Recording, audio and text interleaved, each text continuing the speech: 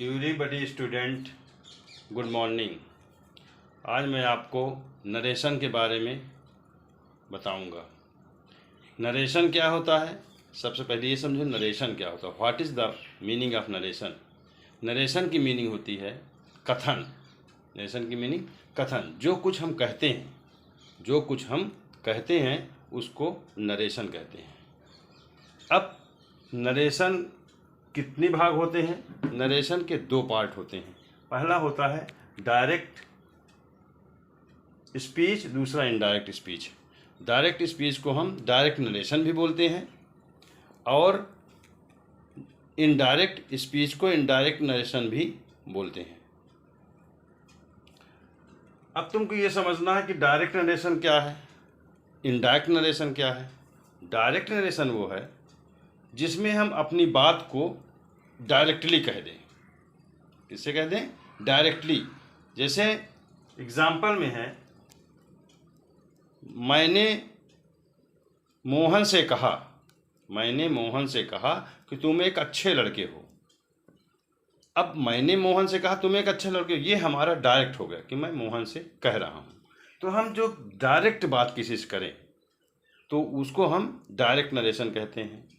और जब दूसरा पार्ट आता है इनडायरेक्ट नरेशन का, जब किसी से हम इनडायरेक्ट बात करें, यानी हमने तो कहा मोहन से कि वो एक अच्छा लड़का, तो हम अब कह रहे हैं कि मोहन अच्छा लड़का है, लेकिन वो मोहन के लिए हम वह का प्रयोग कर रहे हैं कि मोहन, अध्यापक ने कहा मोहन अच्छा लड़का है, तो फिर अध्यापक ने कहा कि वह एक अच्छा लड़का है। अब तुम्हारा सा आता है part of direct speech. Direct के भाग कितने होते हैं? डायरेक्ट के दो भाग होते हैं। पहला होता है रिपोर्टिंग वर्ब, और दूसरा होता है रिपोर्टेड स्पीच। क्या होता है? Reported speech. रिपोर्टिंग वर्ब को हम रिपोर्टिंग क्लाज भी कहते हैं और रिपोर्टेड स्पीच को हम रिपोर्टेड क्लाज भी कहते हैं। क्या कहते हैं? Reported clause. अब रिपोर्टिंग वर्ब क्या होती है, इसको कैसे पहचानेंगे?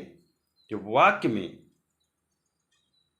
कोई काम होता है, जैसे Ram said to me, Ram ने मुझसे कहा, ये रिपोर्टिंग वर्ब हो गई। अब क्या कहा? राम ने मुझसे कहा, ये तो रिपोर्टिंग वर्ब हो गई, लेकिन क्या कहा? कि he is doing his work, कि वो अपना काम कर रहा है। राम ने मुझसे कहा कि he is doing his work, कि वो अपना काम कर रहा है। तो इसमें राम इज डूइंग, ये तुम्हारा कौन हुआ? रिपोर्टिंग वर्ब हो गई। और उधर क्या कह रहा है? कि वो अपना काम कर रहा है, ये तुम्हारा रिपोर्टिंग स्पीच हो गई। अब हम चाहे रिपोर्टिंग वर्ब कहें और चाहे रिपोर्टेड वर्ब कहें, ये दोनों एक है। फिर हम रिपोर्टिंग स्पीच कहें या रिपोर्टेड स्पीच कहें, ये दोनों एक है। रिपोर्टिंग वर्ब के बाद हमेशा कामा दिया होगा, जहाँ कहीं भी वाक्य में होगी तो उसमें कामा दिया होगा। और रिपोर्टिंग स्पीच इन्वर्टेड कामा में क्लोज होगी। और अब सवाल ये होता है कि डायरेक्ट है क्या, कि डायरेक्ट की पहचान क्या, कैसे पहचानेंगे?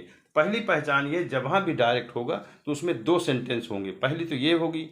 दूसरी पहचान ये होगी कि जो दोनों सेंटेंस होंगे उसमें का पहले का भी कैपिटल लेटर होगा और दूसरे का भी कैपिटल लेटर होगा।